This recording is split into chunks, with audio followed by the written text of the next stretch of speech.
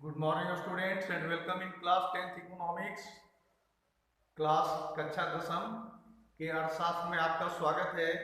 विद्यार्थियों, कल हम लोगों ने चैप्टर 2 में 3 क्षेत्रों के बारे में पढ़ा था। Primary sector, secondary sector and tertiary sector. इसके बारे में हम लोगों ने पढ़ रखा है। प्राथमिक क्षेत्र क्या है, द्वितीय क्षेत्र क्या है और तृतीय क्षेत्र क्या है, ये सब का हम लोगों ने अध्ययन कर रखा है। अब हम लोग तीनों क्षेत्रों का कंपैरेटिव स्टडी करेंगे। कंपैरेटिव मतलब तुलना करेंगे कि कौन क्षेत्र अच्छा है या उसका जो हमारे देश के उत्पादन में उसका क्या योगदान है और उसके साथ साथ में किस तरह से वह लोगों को रोजगार प्रदान करता है किन क्षेत्रों में। तो हम लोग इसी को अध्ययन करेंगे कि तीनों क्षेत्रों में तुलनात्मक अध्ययन करना है। तो तुलनात्मक अध्ययन करने के लिए दो बेस लेते हैं, दो आधार लेते हैं। पहला कि contribution in gross domestic production, अर्थात सकल घरेलू उत्पादन में उस क्षेत्र का कितना योगदान है, और दूसरा कि वह कितने लोगों को रोजगार प्रदान करता है। तो इसी के आधार पर अध्ययन करेंगे। हम लोग जीडीपी के बारे में ऑलरेडी पढ़ रखे हैं चैप्टर 1 में।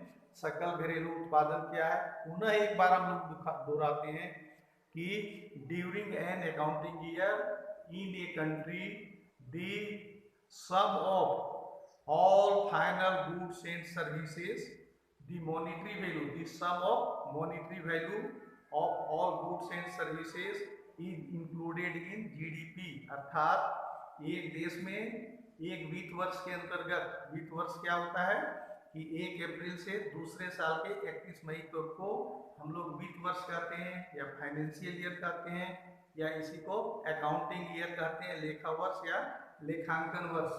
तो एक लेखा वर्ष के अंतर्गत या एक वित्त वर्ष के अंतर्गत एक देश में तीनों क्षेत्रों से, प्राथमिक क्षेत्र, द्वितीय क्षेत्र और तृतीय क्षेत्र से जितना भी फाइनल गुड्स और सर्विसेज का प्रोडक्शन होता है, जिसको हम कंज्यूम करते हैं, जिसका हम यूज करते हैं, उसके मॉनेटरी वैल्यू को, उसके मुद्रा के रूप में उसकी वैल्यू को जोड़ देंगे तो यह ग्रॉस डोमेस्टिक प्रोडक्शन या जीडीपी कहलाता है। तो सकल घरेलू उत्पादन एक वित्त वर्ष के अंतर्गत एक देश में जितनी भी अंतिम वस्तु और सेवा है उसके उत्पादन के मौद्रिक मूल्यों को हम सकल घरेलू उत्पादन कहते हैं। अंतिम वस्तु क्या है? अंतिम वस्तु है जिसका हम उपयोग करते हैं। जैसे कपड़े हैं, ये बने हुए कपड़े जिसका उपयोग करते हैं, यह अंतिम वस्तु है। जूते हैं जिसका हम उपयोग करते हैं, तो यह अंतिम वस्तु है। उसी तरह चावल, सब्जी, दाल, आटा, ब्रेड, बटर, ये सब सभी चीजें अंतिम वस्तु है, फाइनल गुड्स है, जिसको उपभोक्ता कंज्यूम करता है और उससे सेटिस्फाइड होता है, सेटिस्फैक्शन प्राप्त करता है। तो केवल अंतिम वस्तुओं को हम लोग इसमें शामिल करते हैं। अब आता है कंपैरेटिव स्टडी में। तो हम लोग देखेंगे जब आपकी किताब में आंकड़े जो दिए गए हैं, तो आज़ादी के समय में हमारे देश में प्राइमरी सेक्टर्स का कंट्रीब्यूशन जीडीपी के मामले में अधिक होता था और हमारे देश की करीब करीब 70% से अधिक जनसंख्या प्राइमरी सेक्टर्स में इंगेज रहती थी।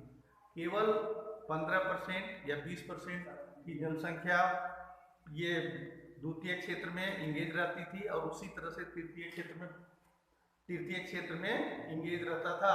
तो इस तरह से हम कह सकते हैं कि प्राथमिक क्षेत्र, द्वितीय क्षेत्र और तृतीय क्षेत्र में उस समय में प्राथमिक क्षेत्र का महत्व अधिक होता था, लेकिन वर्तमान समय में प्राइमरी सेक्टर्स का जो योगदान है वह कम होता जा रहा है जीडीपी के मामले में या एम्प्लॉयमेंट जनरेशन के मामले में, और टर्शियरी सेक्टर, तृतीय क्षेत्र या सेवा क्षेत्रों का योगदान अधिक बढ़ता जा रहा है। कारण कि परिवहन, संचार, शिक्षा, स्वास्थ्य, इन सभी चीज़ों में हमारी भागीदारिता अधिक बढ़ती जा रही है। इसलिए जो लाभ कमाने या धन कमाने का जो रेशियो है वह टर्शियरी सेक्टर में अधिक होता है। उसी तरह से लोगों का एंगेजमेंट या लोगों को जो रोजगार प्रदान करने का है वह तृतीय क्षेत्र में बढ़ता जा रहा है, क्योंकि दिन प्रतिदिन मार्केटिंग के नए तरीके हो रहे हैं, ट्रांसपोर्टेशन के नए तरीके ईजाद हो रहे हैं।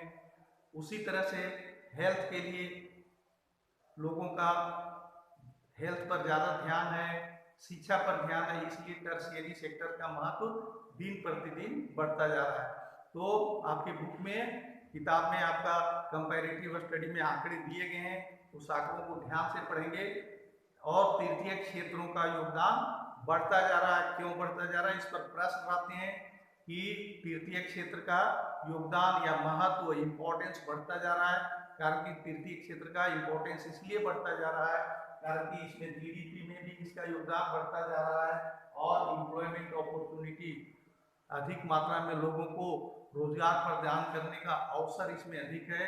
तो इसलिए टर्शियरी सेक्टर ग्रोइंग सेक्टर है और आने वाले समय में जो भी डेवलप कंट्री है उसमें टर्शियरी सेक्टर का योगदान अधिक होता है। उसके बाद इंडस्ट्री सेक्टर का होता है और प्राइमरी सेक्टर्स का योगदान कम होना चाहिए। प्राइमरी सेक्टर्स में वस्तुओं की कीमतें कम होती हैं और जो मैन्युफैक्चर्ड वस्तुएं होती हैं उसकी कीमत अधिक होती है। जैसे मान लेते हैं आलू, देखें आलू, पोटैटो का जो नॉर्मल पोटैटो की कीमत 20 रुपये प्रति किलो है, लेकिन उसी पोटैटो से जब हम चिप्स बनाते हैं तो उसकी कीमत बहुत बढ़ जाती है। इसलिए मैन्युफैक्चर गुड्स के वस्तुओं के दाम अधिक होते हैं। उसी तरह से जो टर्शियरी सेक्टर है या सेवा क्षेत्र है, तृतीय क्षेत्र है, या वर्तमान समय बैंक, इंश्योरेंस सेक्टर या बीमा, बैंकिंग, परिवहन, संचार, शिक्षा, स्वास्थ्य, इन चीज़ों का मार्केटिंग इत्यादि का महत्व बढ़ता जा रहा है। दिन प्रतिदिन नए तरीके से मार्केटिंग हो रहा है। पहले हम लोग नॉर्मल मार्केटिंग में बाजार या हाट लगते थे, वर्तमान समय में मार्केटिंग ऑनलाइन मार्केटिंग हो गई है, ई मार्केटिंग हो गई है। तो आने वाले समय में इन चीज़ों में अधिक योगदान होगा। इसलिए इस चैप्टर्स को, इस टॉपिक्स को गहरी से, गहनता से, ध्यानपूर्वक अध्ययन करें। नोट्स भी दिए जा रहे हैं, आपके बुक्स में भी हैं, उसको पूरी तरह से पढ़ें, नोट्स बनाएं होमवर्क के रूप में, होम असाइनमेंट्स के रूप में। और B safe, be careful, be healthy ना, रिमेन हेल्दी।